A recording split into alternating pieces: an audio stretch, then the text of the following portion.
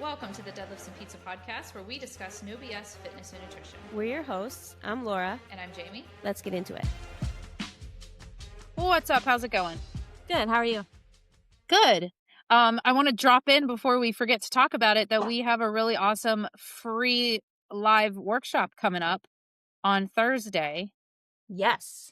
So this is the week prior. So we realized we better talk about that quick because it's going to be when we release it. It's going to be this very week. So we're doing a completely free workshop for if you are looking to really strategize a fat loss phase. So one of the biggest things that we tend to see is people who, it's kind of a combination. One, either people are constantly in this mindset of needing to be in a fat loss phase. So whether you actually are eating and exercising in a way that encourages fat loss or not, a lot of people are constantly stuck in this mindset that they should be.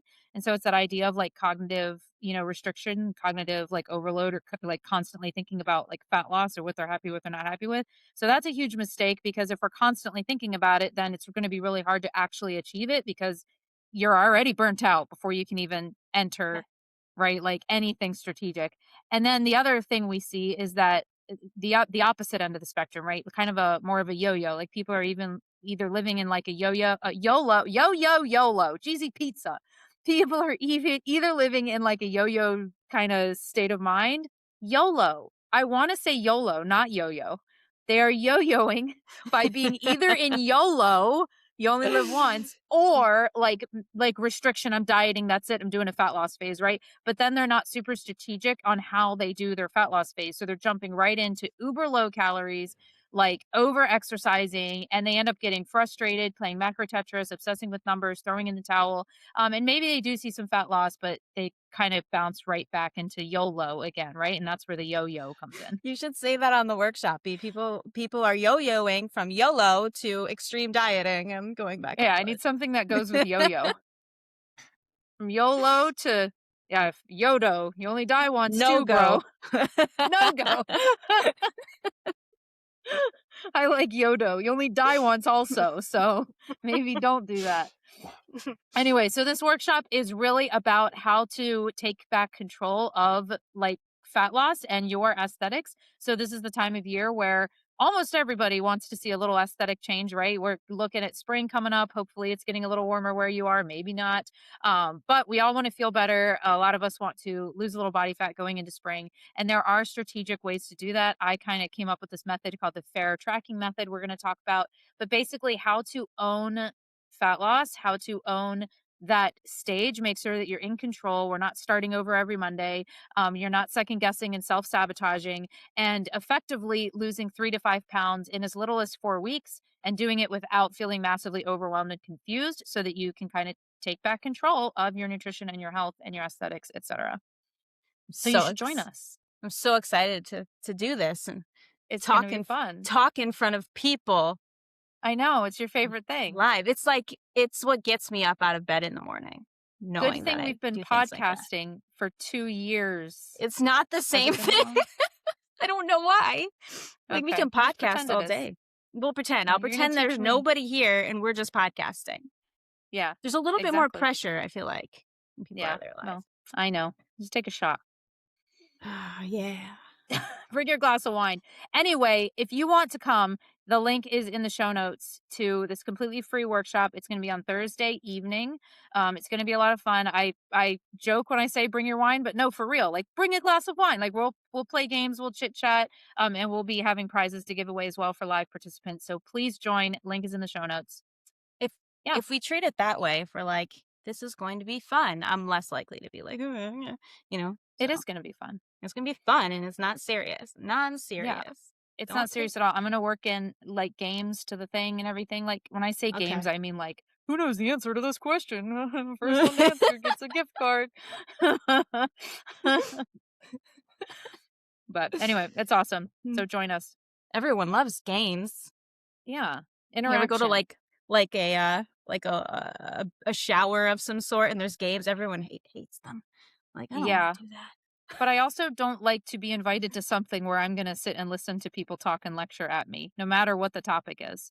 I like it to be, a little bit interactive. I'm not just, therefore, shits and giggles and just listen to somebody talk at me. So I try to make it interesting. Yeah. Okay. It's usually a good time. It always ends up going over. If I'm good enough at keeping up the interaction, we end up going for like an hour and a half. That's good. So it's I good. like most things are actually, most people say that like they talk and they're like always things always they're like, oh, I always end up going over the time I allotted, whatever. I don't think that would be me because I'm like so nervous that I just try to get everything out and be like, okay, I'm done, and I forget half of what I wanted to say. Workshop It's over. like, Training over. I'm done now. We're done, right? We're done. Yeah. Okay. I hear you. All right. I have 2 topics. Awesome. I want you to get into those, but I want to tell you something real quick. Oh, okay. I Sorry, you go started first. Taekwondo. I started Taekwondo again Oh, last again? night. How do you Yeah. like it? It was fun. I've been wanting to, my son, we found a studio here and my Mhm. son joined. Honestly didn't think we'd be doing it again. I thought we would drop it, but he was interested in continuing. So he is. And they have an adult class it's an adult slash teenagers class. And I will tell you, I was the only adult there. Mm. But they do have like 1 or 2 other adults that come, so I'm hoping that it gets, it's definitely more That would like feel weird. the place that I went before was like, it was just me and 1 other guy, maybe this 1 other woman would show up sometimes. It was very tight, close-knit, small. Mhm. This is definitely more of like a bigger dojang, bigger studio. I think there was like 15 to 20 people in the class, and a lot of them were like teenagers. But then my son can join when I go as well, so he basically did double taekwondo yesterday because it's his class and then mine.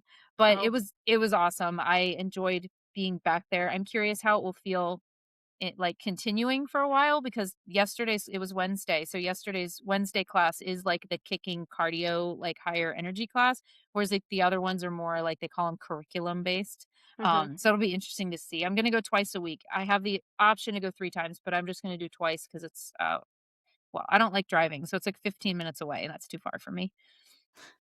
I don't like So we'll driving go. either. Why don't you like driving? I don't. Well, partly because it's boring. I just have to sit in one spot. Okay.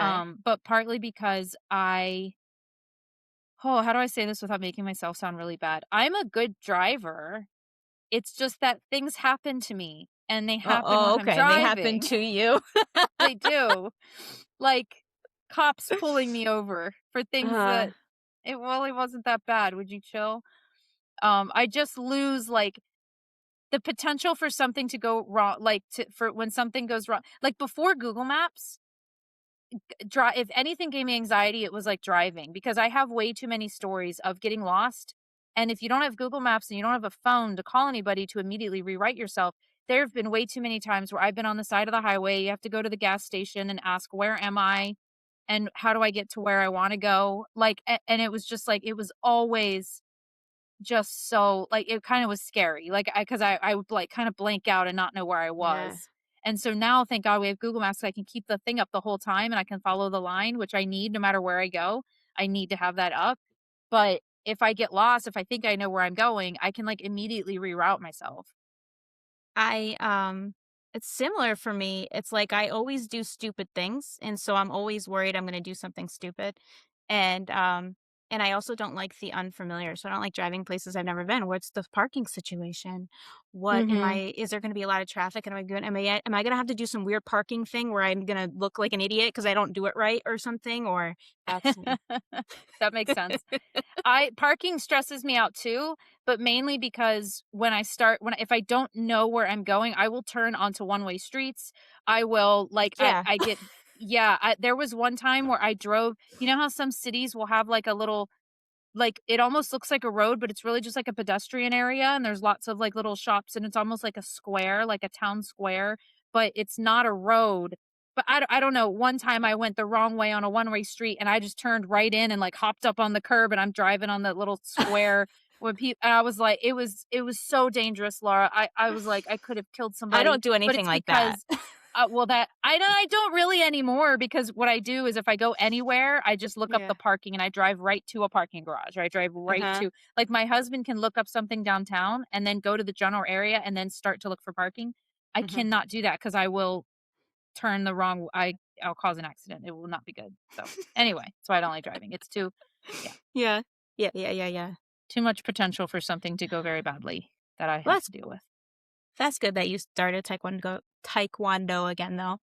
Yeah, my feet are Mm. all messed up though. Yeah. Like the tops of my feet because when you kick They have, I've got, like, rug burn on both, and they're all red and, like, a little bruised, and I remember that's how they were the whole, like, first month or 2 when I first started, Mm, because 'cause you're just kicking with the back of your foot, like, really hard, and you're but it barefoot. get It's not like soccer when you're, like, wearing shoes. it's weird though, because it probably goes away and get used to it, right?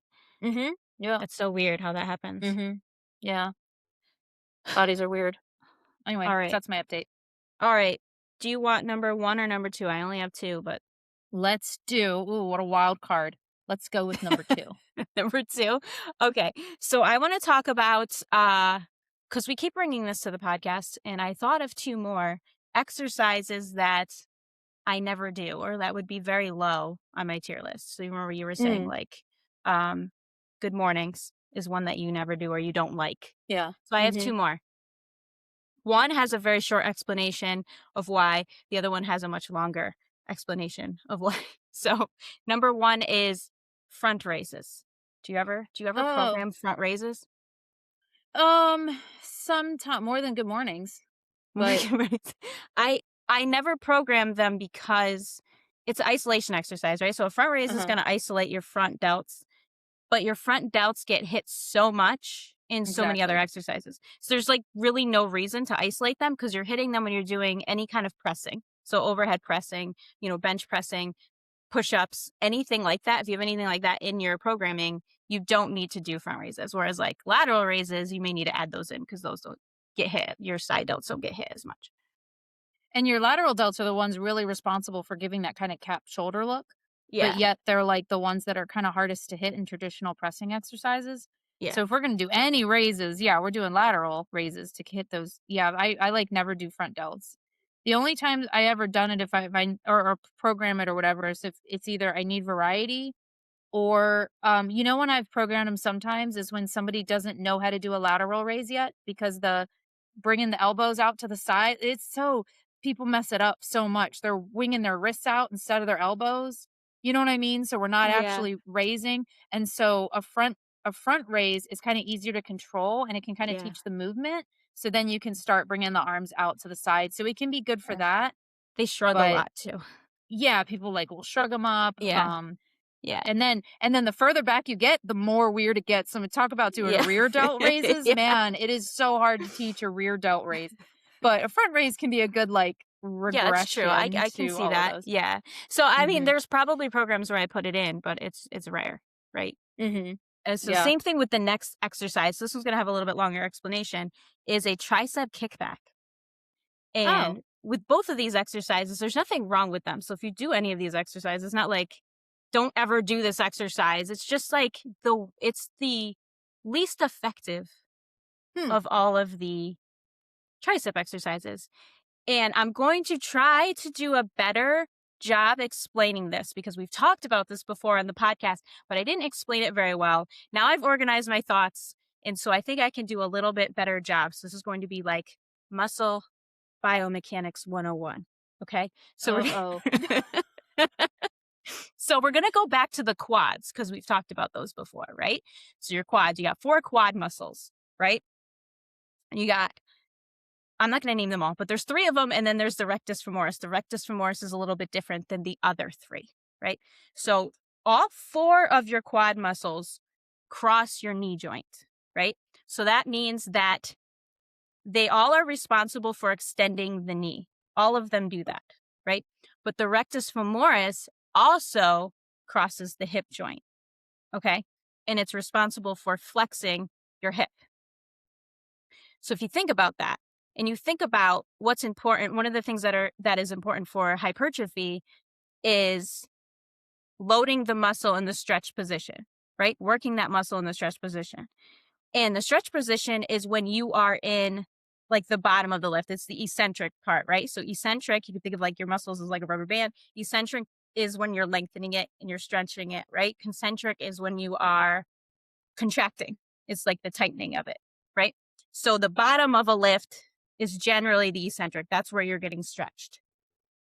So in a squat, think of the bottom of the squat, right? What is happening? Your knee is flexing. So that would be the eccentric for that, right? Because if their job is to extend the knee at the bottom where it's flexed, it would be it would be where they are stretching. Okay. Mm-hmm. But the rectus femoris also flexes the hip, right? So at the bottom of a squat, your hip is flexed.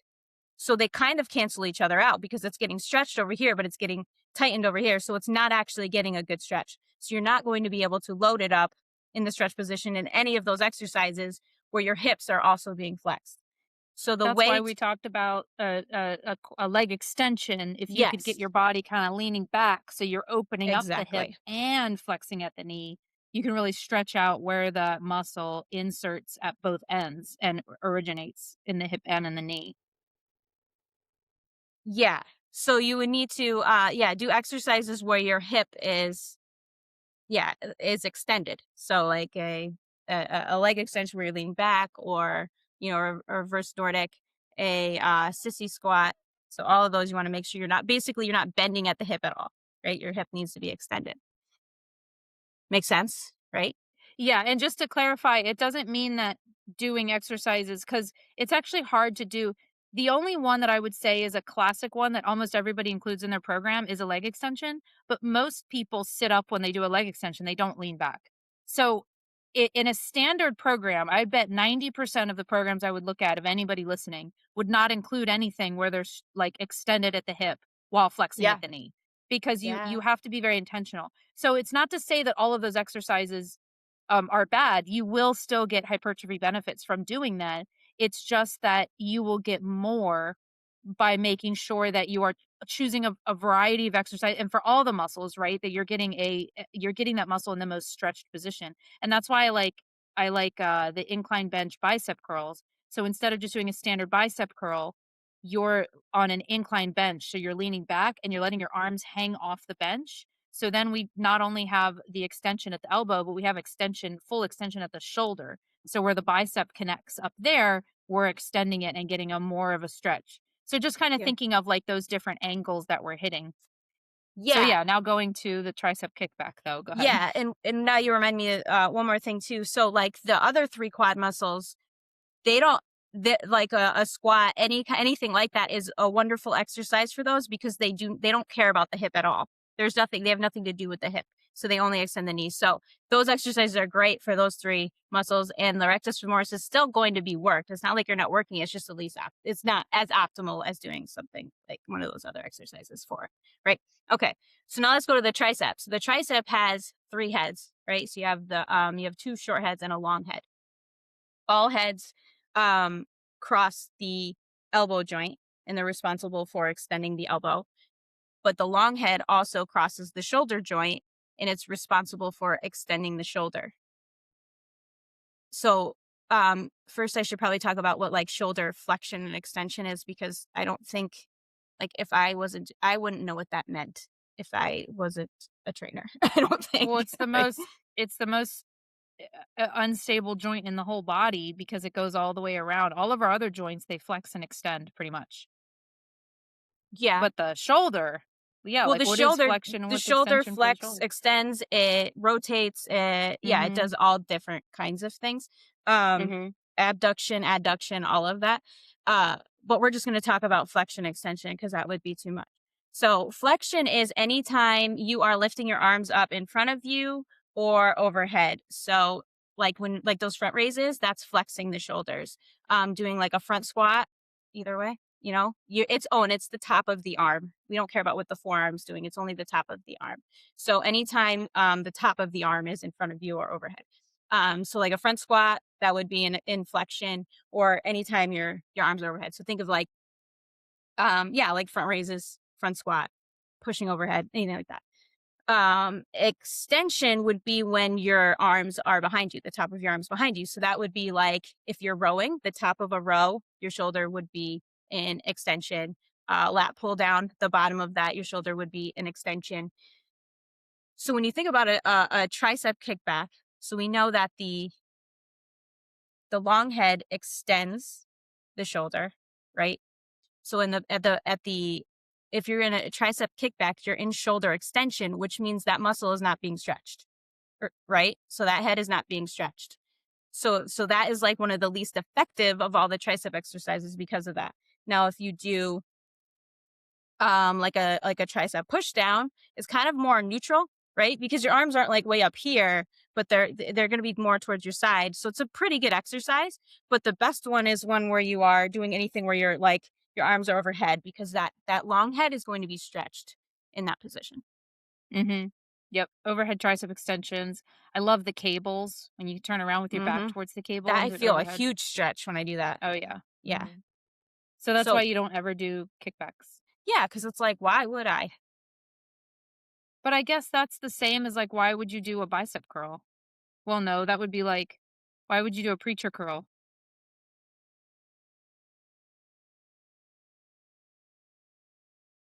Right?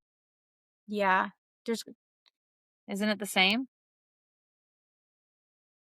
sort of, but I don't know, something about the preacher curl where it's like requiring you to like leave that elbow there makes it feel like, you know what I mean? I kind of feel that like I like tricep kickbacks. I kind of like double tricep kickback. Like I know everything you said logically is true, but when I'm holding that elbow there and I'm pushing that weight back, the tightness that I feel in my tricep, Mhm. it's similar to what I feel in a preacher curl. Mm. But it's Yeah, the but same concept.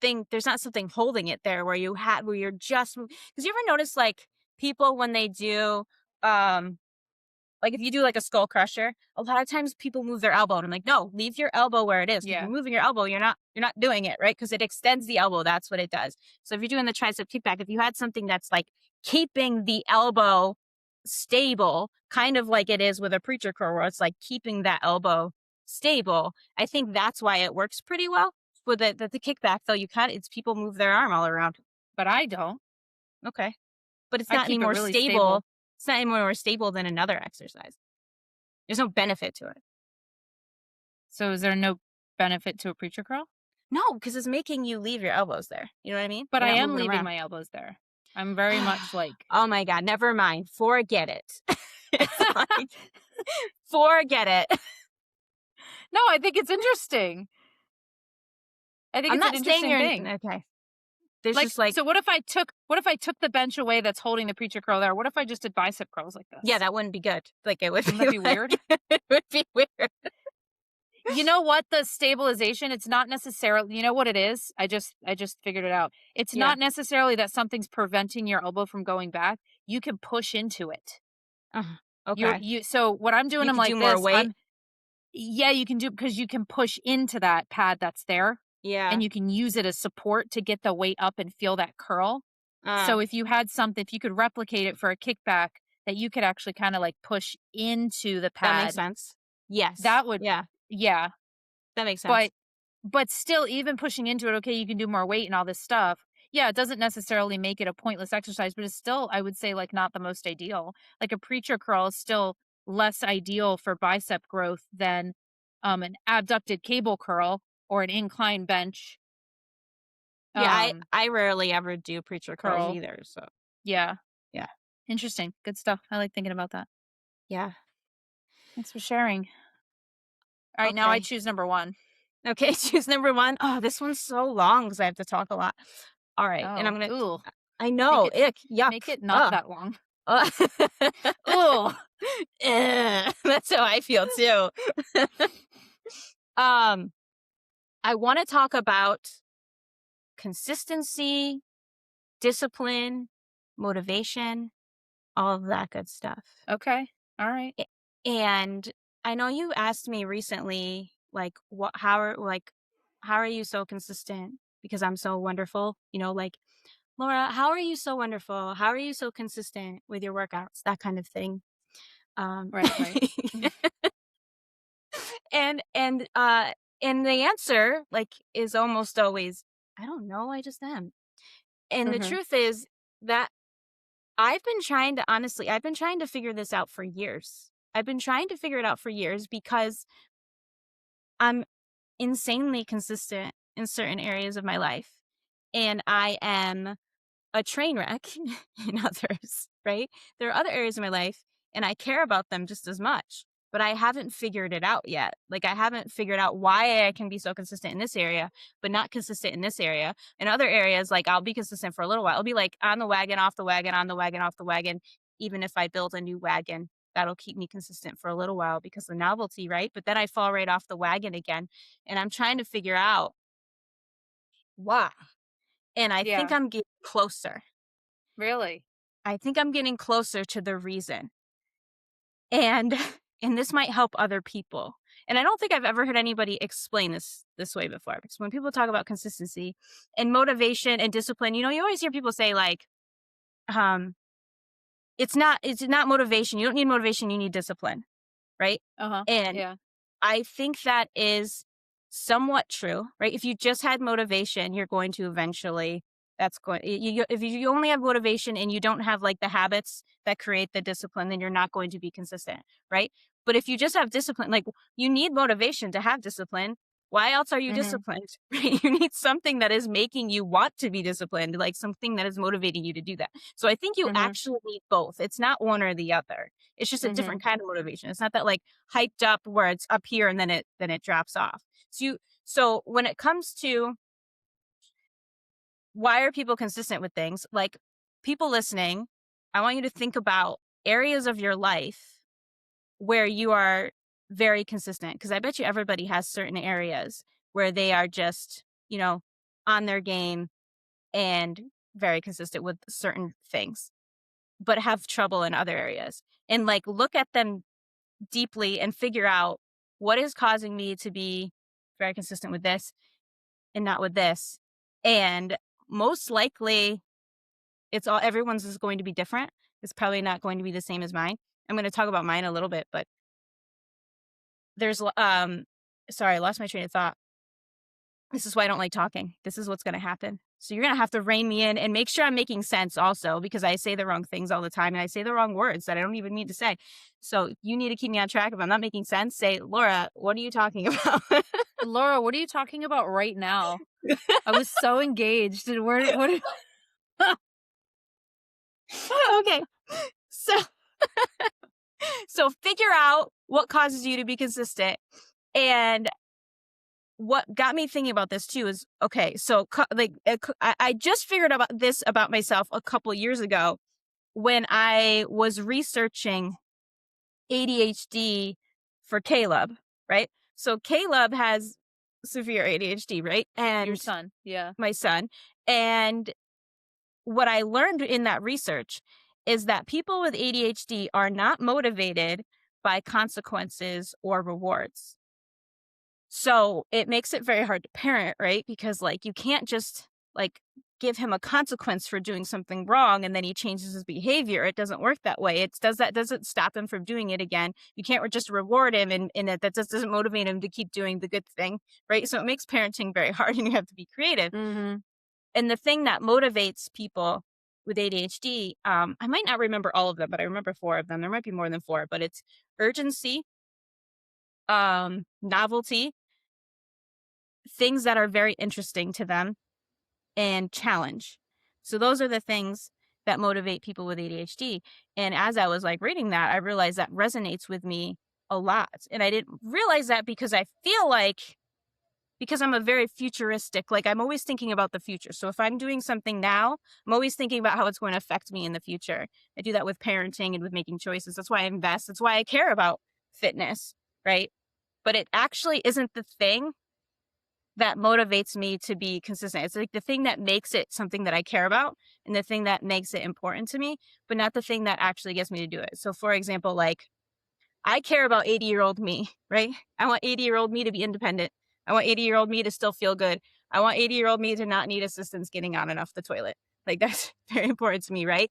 But when I wake up in the morning at 5:30 and I'm like, I have to do this workout that I don't feel like doing and I'm tired and I just want to stay in my warm bed and I don't want to go out in the cold in the negative 20-degree cold outside and I don't want to get into my cold shed. I don't want to do that and I don't feel good and blah, blah, blah, blah. Like all those things because I don't wake up every morning and go, yay, ready to go do my workout. Like that happens sometimes, but not all the time, right? So when I'm thinking that way, I'm not thinking like 80-year-old me 80-year-old is me. not Yeah. what makes me get up and do my workout, right? Like it's the thing that makes me care about it, but it's not the thing that actually motivates me to do that specific workout or be consistent. Because if I miss one workout, 80-year-old me is going to be fine, right? So what is it? Is it the challenge? It's the challenge. Yes. I love challenge, like that, novelty and urgency, all those things also make me get things done and make me motivated. But challenge is probably my biggest one. So when you think of a workout, the whole thing is all about challenge. It's like, can you lift more weight this workout than you did last workout? Can you get stronger? Can you do this? Can you get better form? Can you, now I'm wearing a heart rate monitor. Can you get your heart rate lower? Can you get your HRV higher? Like everything is a challenge. Like, can you do this? And like, think of like strength, for example, is a very big motivator for me. Right. And and right now it's bothering me that I can't, like, I really want to, like, I'm itching to continue to get like stronger and hit new numbers. I really want to, but my body's like, no, you can't do that right now. But Yeah. I want to. And there's really no benefit. There's no reward from going to a 285-pound deadlift to a 300-pound deadlift. Right. The Right. only reward to 80-year-old that. you Yeah. isn't. Yeah. Right. The only reward to that is I could get on this podcast and brag to you about how much stronger I am than you, which I guess is a pretty big reward, but not, See? that's not, but it's not what motivates me to do it, right? Yeah. It's the challenge. Like, can you do that? Are you capable of doing that? So I think that's one of the big things, right? And even with consistency, it's like, can you hit all these workouts per week? Because I'm looking at it a little differently. I'm not looking at it as like, well, if you don't get this workout and this bad thing's going to happen, or if you do get this workout and this good thing is going to happen. It's not that. It's more like, can you do this? Can you be consistent, right?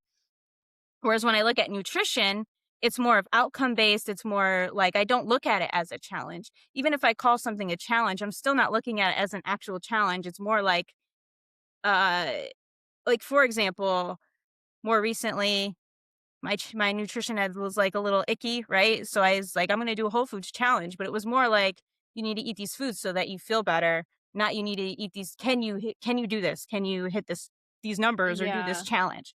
Right. So looking at it in a different way. Um, and I'm not as consistent with nutrition. We talk about like how I am, like I'm pretty good with food choices. Like I have good food quality most of the time. Like, but like sometimes even that can go off. But it's more of like a food quantity issue. Like I'm like literally always hungry. Like every hour I'm eating something. So it's more of like, I want food all the time. Mm-hmm. But I don't have like cravings like other people have unless I'm really stressed out. So it's not like I'm craving chips. I'm craving, some less optimal food. It's more like I just want food in general. So because of that, I can usually make a better food choice because I don't need to have the chips or the whatever. I can eat the cottage cheese and that's good enough for me. Right? Yeah. Because I just want food. I don't even care what it is. I just want food all the time. So when I'm going into a cut or something, it can become challenging Yeah. to do that uh, because I'm looking at it as like outcome based. And so when I think of like Yeah. a fat loss challenge, like I'm going to do like a fat loss challenge this year, I want to get leaner, right? I want that to be like a big goal of mine this spring/summer. And I think the way I'm going to be more consistent with it is if I look at it that way. Instead of saying, if you do this, you're going to hit your goal of looking like this or losing this amount of fat or losing this weight, whatever. Instead of looking at it like that, say, like, are you capable of hitting this amount of protein per week? Are you capable of hitting these calories per week? Are you capable of doing this? And I'm going to be like, yeah, I can. Right. And that will be my response. And I'll more likely do it. Does that make sense? Hmm. Yeah. Let's see. Yeah. Because haven't you, like, not haven't you, but like, how do you just tell yourself that? How is it? You know what I mean? Like, Yeah. you just gotta It's like, tell yourself it. And it's like like, this. Yeah, it's this like I almost feel slight like you need somebody else to be like, no, you can't. So I then it's know. not, right? It has to be like a slight but not always because like working out's not like that. No one's like, no, you can't. Like I'm just like it's me. I'm the one challenging myself. But if you add just like a slight amount of accountability in any way, it like skyrockets, right? So like accountability to me isn't like, oh no, if I don't do this, I'm going to disappoint them. or they're going, I don't know, like, for a lot of people, I think accountability is more like they don't want to disappoint the person. And that's how I would feel if I wasn't doing it. I would feel bad. Like it would make me feel bad things, but it wouldn't motivate me to do it. Right. I'll But feel when bad someone, things. yeah, it would feel bad things. But when someone gives me numbers to hit, it's like, it's like they're challenging me, right? Can you hit these numbers? Can you hit this protein per week? Can you get these workouts in? It's like, yeah, I can. I'm going to show you what I can do and then some, right? So if you add just a slight bit of accountability, that can help. Mm-hmm. Yeah. So I think this fat loss challenge that we're doing is going to be very helpful because it's going to add that slight a bit of accountability on top of Yeah. it, right? Yeah. And I think it's like a great opportunity for anybody who wants to hit like any goals this year, especially if you want to look at it that way. Like it's called a challenge. Look at it as like a challenge to try to hit these goals and use that. Like, I mean, and well, it's like a fraction of the cost of what like one-on-one would be and can help you like jumpstart and hit those goals. You know what I mean? Like doing a challenge. Doing a challenge like this. Well, that's very interesting. Well, so anyway, that's a great plug for our challenge that's coming up. Yeah, it really is. Which, by the way, if you're interested in doing, you totally should come to the workshop because we haven't actually officially announced the challenge yet. It's going to Mhm. start March 23rd, but I'm really excited for it too. Because just when you're talking about challenge and accountability, like I run challenges a lot, but they're not all with the same intent behind them. Like a lot of times they're like, okay, let's do this as a group. I'm doing this for you guys. And other times it's like, okay, let's open this up to other people and like I'll kind of do it for. But there's like so many different intents. Like you and I are doing it together.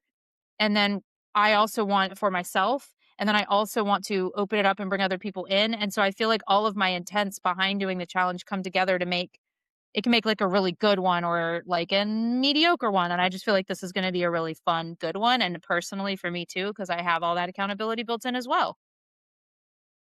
I'm excited because we've never done this together. Like even when I worked for you, you would do challenges and I would maybe make the program and I would be present, but I wouldn't actually be doing it with you where like, when you do the calls, I might be there on some of them, but we know how much I love talking on those. So I wouldn't be super present. Like I mean, I would be Mhm. there, but I wouldn't be like involved, Mhm. right? Mhm.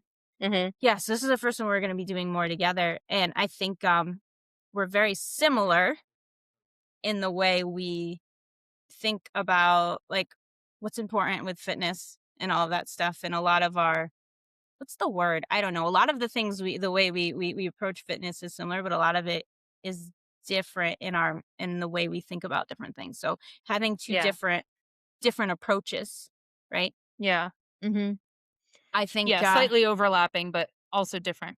yeah, you're a I think little it'll be bit good. more softer, I think, than I Hmm. am, you know? That's Do you so know what I mean? interesting. Yeah, which is Yeah. funny because in real life, I'm not, or I am Well, I was very going to soft. say, like, I don't know if that's how it comes off to anybody else. Like, I think people that Oh, don't really know you or like you, maybe I would like, if anybody's listening and has a comment on this, I would love to know. Like, is that the impression you get? Am I softer and Laura's harder? Because in a lot eh, of ways, you come off softer.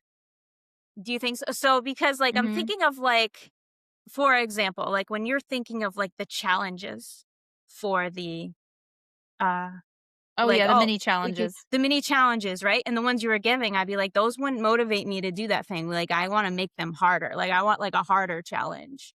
Whereas Yeah. you're a little bit more softer in that you're like, um, uh, I don't know how to explain it, like, Yeah, it was like workout selfie challenge. Like, just show yeah, that you worked out today. And you were like, I want like hit a lift PR your heaviest challenge. PR this week. Yeah. And I was like, well, that might not work for everybody.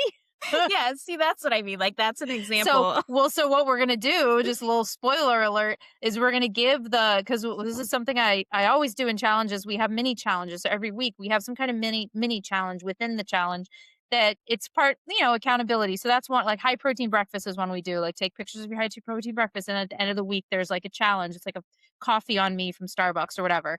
Yeah. So it's just like fun little things. So every week there has to be kind of a different thing. And so I was talking about some of the common ones, and yeah, it's like, workout selfies show that you were like getting it done. So we were coming up with different levels. So like, yeah, it'll be workout selfie, and then it'll be like extra challenge. If you want the extra challenge, like hit a PR this week, like share your PRs and all your workouts.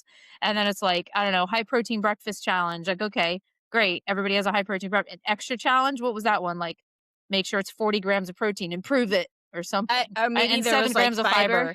Maybe there's fiber Yeah. added or something. Yeah, it's like 40 grams of protein Yeah. and 10 grams of fiber minimum, like, and then show Yeah, that. Like, so just make it like a legit challenge. Yeah. Yeah, because to me, a challenge sounds like I need to be, this needs to put me out of my comfort zone and it need to actually be challenged. A workout selfie is like, eh.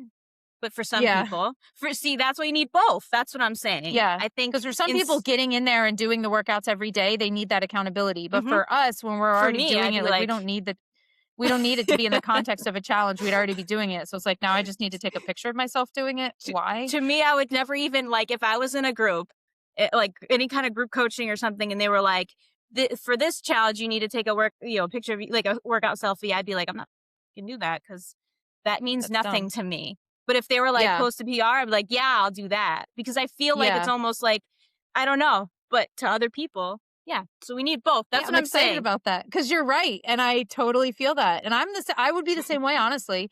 If I was in some other group thing and they were like workout selfie, I would be like probably not participating. Um, Yeah. you are totally right about that. Yeah.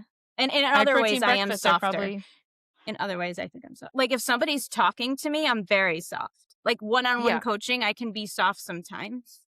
Not all the time. It Yeah. depends on the person. But I can be Yeah. because I have a really hard time, like, I don't know, making anyone feel bad. Right. So your natural inclination is more of kind of like hard ass because that's maybe how you talk to yourself. But Yeah. when you're talking to somebody else, the layer of I don't want anybody to be upset with me, maybe like the social anxiety stuff kind of like masks all of that. Yeah. I don't even think it's about people being upset with me. It's more like I don't want to make, it would make me feel bad if I was the reason they were upset. Yeah. Yeah. Yeah. Hey, you really need to eat more protein, bitch. Yeah. Oh, now I'm upset. Oh, I'm so sorry. Never mind.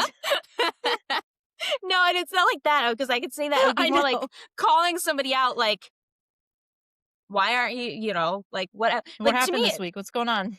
yeah, like it's funny to me when people pay for coaching and then they don't like follow through because they paid all that money. I'm trying to figure, and I've tried to figure that out a lot. Like what's the reason? And it could go back to the consistency thing and like the accountability thing, like what makes people, and I used to think like they just don't care. Like it must, like they don't care. But now like when I really think about me, there's things that I care about that I still don't know how to be consistent with. You know what I mean? You know It's not a what? caring thing. I'm gonna be vulnerable here. Okay. It's I not like that that. vulnerable, but it's just interesting. It's something that maybe I wouldn't normally talk about like on a podcast, but Yeah. not that big of a deal. We're not getting that serious. Don't get your hopes up. I was just gonna say it's interesting because I've thought about this with the mentorships that I've gone in or mentors I've hired over the years that I've been doing this business from like that perspective. And there have been a few times that I can reflect on that I have opened up my wallet and handed over my credit card and have like regretted doing that or like wondered why it didn't work or whatever. And the reality is, and it's funny because you'll know what I'm talking about. In one of these mentorships, the thing that they always said was like, you have to be doing the boring work. You have to be doing the boring work. If you're not doing the boring work, nothing else is going to matter. And when it really comes down to it, and even recently, it was maybe within the last 6 months, I gave somebody else $1,000 for something that got me excited. It wrote me in, very good salesperson. I was like, Novelty. this thing, they think, what did you say? Novelty. The Yes, novelty of yeah, starting something new is novelty, exciting. but also Mhm. just a very good salesperson. They lay it out as Mhm. this, it's stupid not to, because Yeah. all you have to do is put down $1,000 and that will turn it into 10,000. Yeah. Right. It's like but there's the way that somebody can say that and do it in such a way that doesn't feel salesy at the time. They're just saying it. Oh yeah. I mean, just, they're totally chill and relaxed about it. And you're like, oh my God. And then you do it. And then, the reality is, so every time I'm tempted now, when I see, I kind of don't even engage that much in a lot of like other things because I know that I'm going to get excited about the idea when the reality is, are you doing all of the boring work over and over every single day? Because if you did, like, do all of that first. And then if you reach a snafu, hire somebody. But until Mhm. you're super insanely consistent with all of this stuff, and I know what the boring work in my business has to be. And that's very similar to this because it's people that like maybe they have pieces of all of this that they're trying to do, but then they get excited about this thing, right? It's a very similar thing. Mhm. And there's a just there can be something that sparks in somebody's mind that will cause them to open up their pocketbook and pay for something when Yeah. really they're not really ready to get down and do the stuff that's really boring. Yeah, I think you need to figure out how to make the boring work not boring. Like, honestly, like, I Mm. think that's the trick at least if you have any kind of ADHD, because that's the problem, right? Everything is boring, and when it's boring, you're like, "I'm not doing that." And that's why novelty works because it makes it interesting. That's why urgency works because it makes it interesting. Challenging makes it interesting, right? So you need to find a Well, way to make it that's what like interesting. our fat loss challenge essentially is going to be. It's taking all of the boring stuff and we're going to add a little spin to it to make it fun and Make it interesting. challenging. Yeah. Yeah, and so that you'll do it. But the reality is you have to keep doing that. So how can you make sure how can we consistently add bits of novelty to the boring work? Mhm. There's Good ways. thought stuff. Yeah, There's definitely. ways.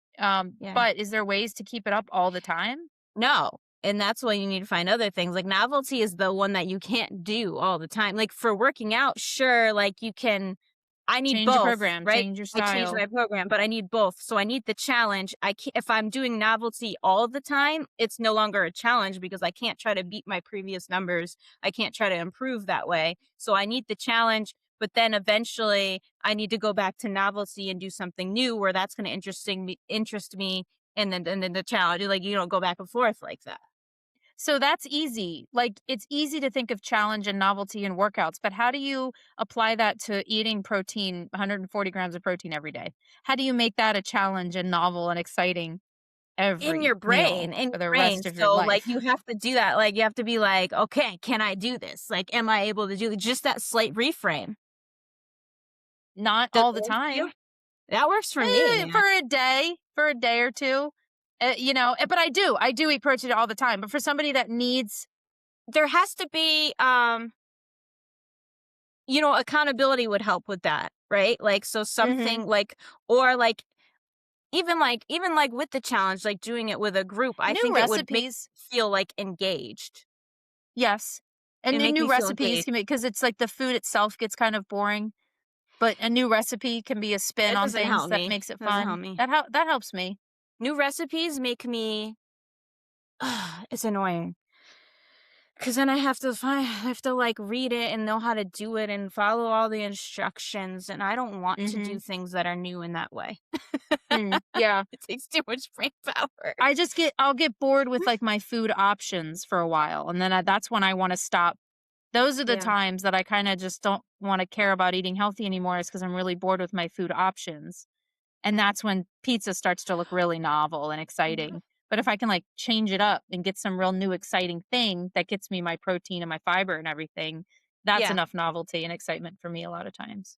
Which, by the way, though, I'm talking about myself too, because other people, Mhm. it might not be novelty, or I mean, usually novelty is a good thing to get people excited in it, but it doesn't, Mhm. it's fleeting. But like those might not be the things. Like most people are motivated by consequences and rewards. Like so, you could find ways to add. Like I am, if it's like immediate, right? So if I eat a certain food that makes me immediately feel like crap, that I won't eat that food because there's like immediate consequence. But if it's not immediate and it's something further down the road. So if you could find ways to add those in, if that's your thing, then you can do that. Like, so you could give yourself little rewards for doing certain things or find ways to do that. Right. Yeah. Um, what was I going to say? Oh, like when people, they do this in a lot of like courses I've taken where they talk about, is it motive? I don't know if it's some kind of like a way of interviewing people where you're like you have to get to their why. right? So you'd be like, Motivational interviewing? is that what it is? I was gonna call it that, but I wasn't sure if that's what it is. Mhm. So you'd be like, what is your goal? I want to lose 10 pounds. Well, why? And then they go deeper, and then they go deeper, and they go deeper. I've never really been into that. Like, I've never used that. I like maybe a little bit, but for the most part, I don't. And the reason why is because it doesn't resonate with me, because you would get to my deep why and I'd be like, yeah, that's still not gonna make me do it. Right? Because Yeah. that's the Yeah. outcome, that's the reward, which is funny Yeah. when you think about Yeah. it. No, But that other people that works. I feel similarly. Yeah, I don't all these things, but that's not why I'm doing it necessarily, Yeah, it's what even makes though me I know care that's a about great it. outcome. Mhm. Yeah, it makes me care about it, but it doesn't make me do it. Yeah, Other people it exactly. might though. Other Maybe. people it But I might. wonder I bet you it's not as many. I wonder what the actual percentage breakup is. Like I wonder how many people actually are motivated by that. Mhm. So, but that's Yeah. good. I like that topic. Like seriously, like really think about that. Stop and think like what really motivates you? What really gets you up Yeah. and doing something? And it might just be pure vanity. For a lot of people it just is, but I think people are constantly telling themselves it shouldn't be. Oh, I'm supposed to care about bone, and I do care about bone and muscle and getting off the toilet and eating all this stuff, but I just want to look good right now and I want to feel good right now. It could literally be like it could literally be like, I care what other people think of me. I care what Yeah. they think, so I wanna look better so that other people care what I care, Yeah. whatever. Or or that could be the reason why people like having someone accountable, like, you're like, "I wanna impress this person," or something, right? Yeah, well, you see, like, I think about this in like, when you think about like sales and marketing and stuff like that a lot. And if you watch other commercials and other things, a lot of really great marketing is actually centered around competition. Like, it might be somebody's lawn and he looks over and he sees the other guy looking at his Mm. lawn, and so he does XYZ to his lawn, and then the next day he looks over and the guy looks a little envious and he's asking him like, "Oh, what did you do?" And then he's like, "Oh, Miracle Grow." And then now everybody's buying Miracle Grow, That's whatever. You know what funny. I mean? But Yeah. it's that idea that like, "Oh, you can be better than him and her and you can, but Uh-huh. you can't necessarily say that because nobody wants to believe that's how they are. So you Mhm. can't say, "Oh, you want to impress your neighbors?" They're like, "No, I don't care about that." God, why would you assume? I'm not buying your but if you subtly drop it in, people are Mhm. all over it. And so it's like that's very interesting. So it's like getting real about what do we really care about? What is Yeah. really motivating us day to day and the decisions that we make. You know what's funny about that is, like, if I'm being completely honest, I love competition, right? As you can tell. Like, and I think it's the challenge thing, right? Like, so if you and I are competing, like when we were doing the strength competing together, like when we were doing that program, like I wanted to kick your ass, right? Like I will do what I have to to do that, Right. right? Because I love competition. But I am only really competitive. I'm only a really competitive person when it's like a defined, like we have agreed upon this competition. So like if I am trying to beat my neighbor and like make more money than them or have a better yard than them or That's anything like mean. that, No, you would I never do literally that. I literally don't care. Yeah. I'm like, I'm not competing in life in general with other Yeah. people and what they're doing. Like when I say I don't care, like I really don't. Like, I Yeah. don't. Like it's more, it has to be like a defined competition. Yeah. Does that make Yeah. sense? Yep. What do you mean by that's mean? Like, I don't want to be mean. I'm not trying to compete with that guy over there. Oh. Like, everybody has their own, Yeah, because like, I think everybody's different and you do that's you. yeah, that's exactly me. Like, I don't know. I'm not judging their yard. I don't care. Like, Yeah. they might not care about their yard. That's their choice, whatever. So Yeah. they will define, like, if they're like, if they started being like a jerk and like saying how much better their yard was than mine, no, even then I Then, would probably be like, I don't care about my yard. yeah. Like, you're just But a it's jerk and I even, don't want to hang out with you. it's not even, so competition is like one element to it, but it's also like the whole look good naked. You see a lot of fitness thing like that being open with that Mhm. phrase because yeah, more people are motivated by the now of the thought of like look good naked than get off the toilet when you're 80. Like, yes, they Yeah. logically want that, but that's not what's going to get them up to do it. They really Mhm. have this idea that like in the bedroom they can just like feel really Yeah. Or sexy, like, you know. feel comfortable at the beach, and or like I think a lot of people just like the idea of people like admiring them. Like, "Oh, look at her," Mhm. or whatever. I Mhm. think that motivates Totally. people. Yep. Yeah. Yeah. So finding your Good chat. motivation. Yeah. Yeah. I like Hopefully that. that hopefully that was helpful and I wasn't all over the place too much. No, I thought that was a very good topic of conversation. Opened up some things. Mm-hmm. I thought we're good. So awesome. Good. All right. All right. Well, thank you all for listening. This was a good one. Again, if you want to join in on that workshop, that's going to be on Thursday. The link is in the show notes, and hopefully we will see you there. And if not, then we'll see you next week. All right. Bye.